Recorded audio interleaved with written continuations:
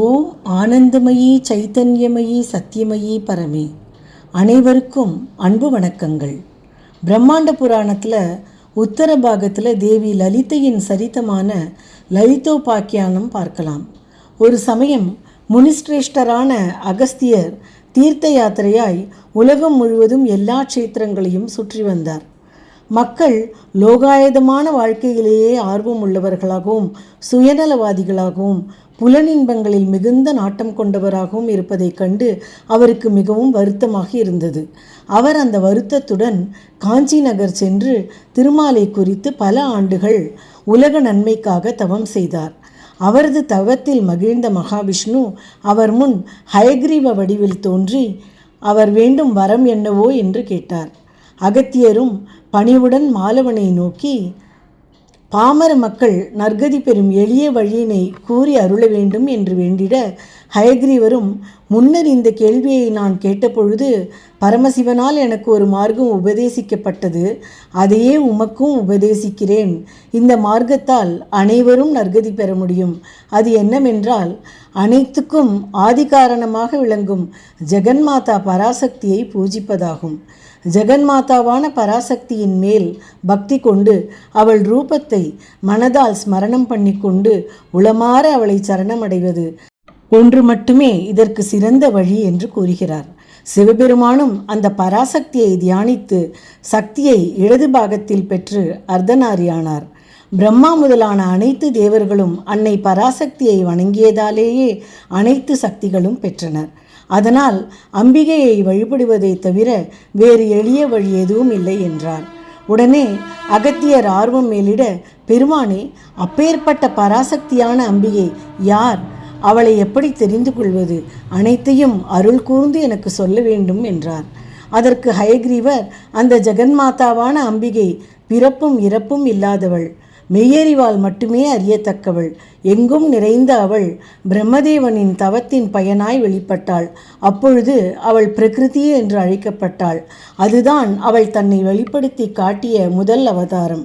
இரண்டாவது முறையாக பார்க்கடலை கடைந்தபோது மோகினியாக தோன்றினாள். பிறகு முன்னொரு சமயம் பண்டன் என்றொரு அசுரன் அனைவரையும் வென்று சிருஷ்டியை அவனது ஆட்சியில் துன்புறுத்தி வந்தான். அவனை சம்ஹாரம் செய்ய மீண்டும் லலிதை அவதாரம் செய்தாள் என்று ஹயக்ரீவர் சொன்னார். அதற்கு ஹயக்ரீவரிடம் அகத்தியர், அந்த பண்டாசுரன் எப்படி உண்டானான்? திரிபுராம்பிகை எப்படி அவதரித்தாள்? எல்லாவற்றையும் விரிவாக சொல்ல வேண்டும் என்று கேட்க, ஹயக்ரீவரும் பண்டாசுரன் உருவான கதையை சொல்லத் தொடங்குகிறார்.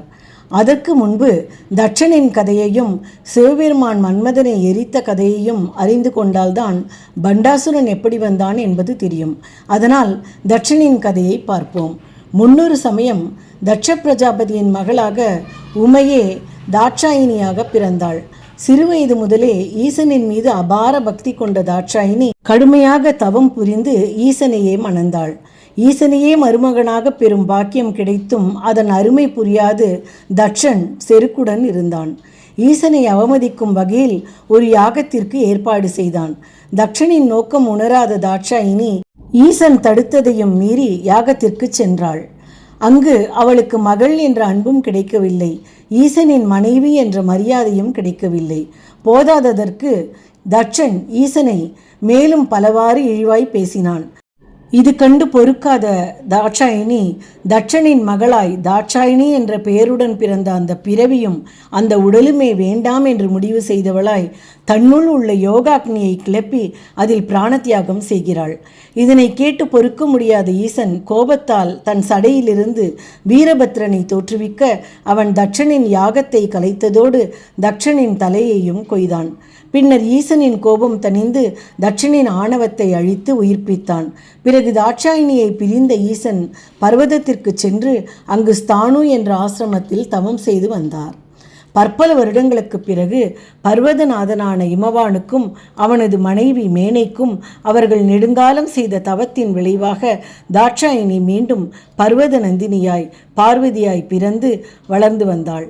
ஒருமுறை இமவானின் அரண்மனைக்கு வந்த நாரதர் இமவானிடம், சாட்சாத் அந்த ஆதிசக்தியை பார்வதியாக அவதரித்துள்ளதையும் ஈசன் அந்த பர்வதமலையில் ஸ்தானு ஆசிரமத்தில் தவம் புரிந்து கொண்டிருப்பதையும் சொல்லி பார்வதியை ஈசனுக்கு பணிவிடைகள் செய்ய அனுப்ப வேண்டும் என்றும் கேட்டுக்கொண்டார்.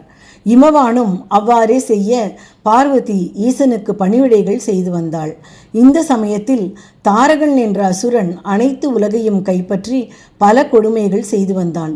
தேவர்கள் பிரம்மனிடம் சென்று முறையிட அவர் சிவபுத்திரனால் மட்டுமே தான் தாரகனின் மரணம் நேர வேண்டும், எனவே விரைவில் சிவபார்வதி திருமணம் நடக்க வேண்டும் என்று கூறுகிறார். சிவனின் தவத்திலிருந்து விடுவித்து அவரை பார்வதியுடன் திருமணம் செய்விக்க மன்மதனின் உதவியை தேவர்கள் நாடுகின்றனர். மேற்கொண்டு நாளை பார்ப்போம்.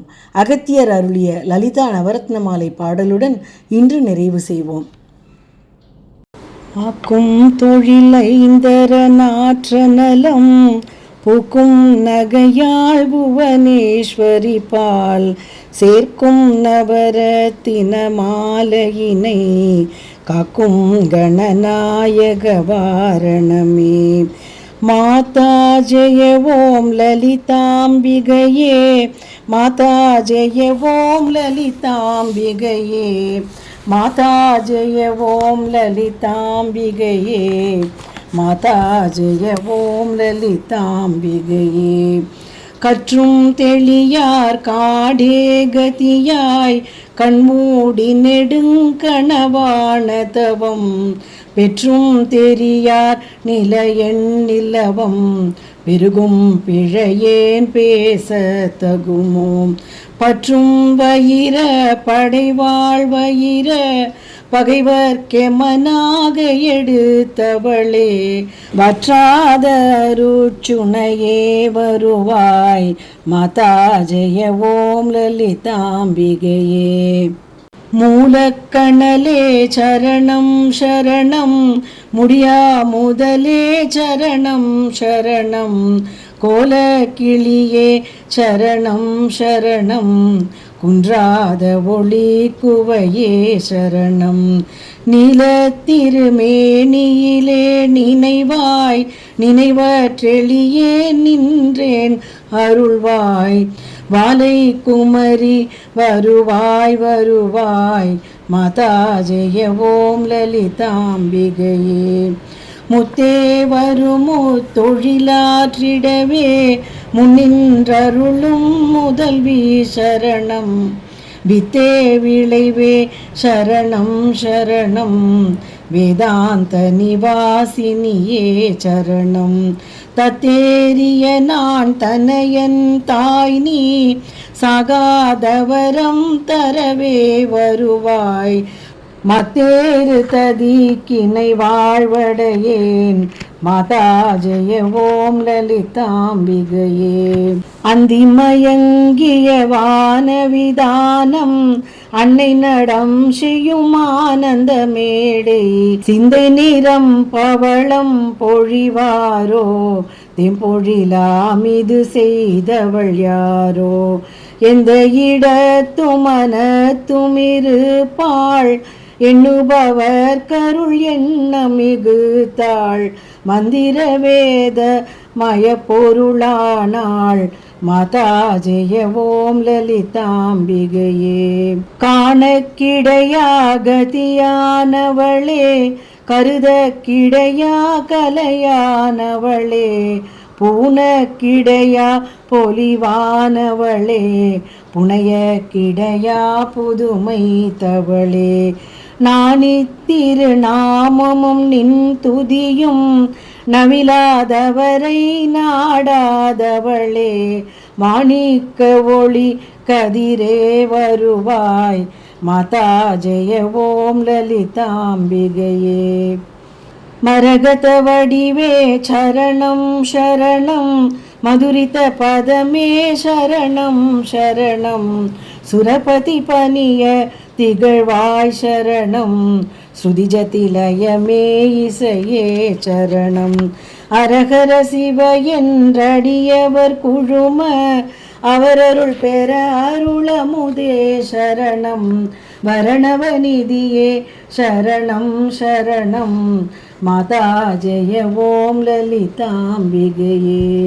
பூமேவிய நான் புரியும் செயல்கள் பொன்றாது பயன் குன்றாவரமும் தீமேலிடினும் ஜெயசக்தி என திடமாயடியேன் மொழியும் திறமும் கோமேதகமே குளிர்வான் நிலவே குழல்வாய் மொழியே தருவாய் வருவாய் மாமேருவிலே வளர் கோகிலமே மாதா ஜெய ஓம் லலிதாம்பிகையே.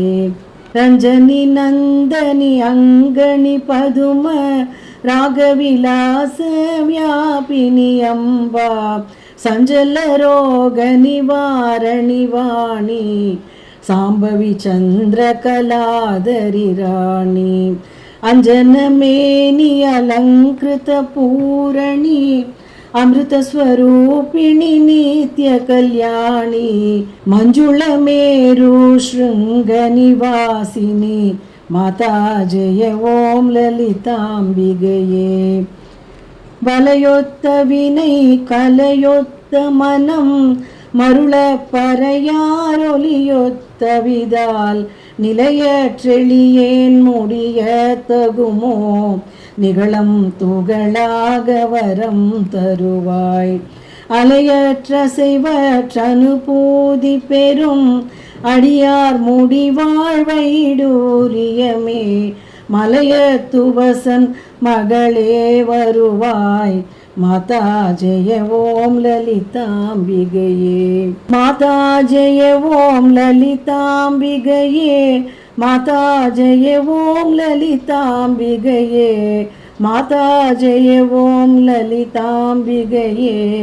மாதா ஜெய ஓம் லலிதாம்பிகையே.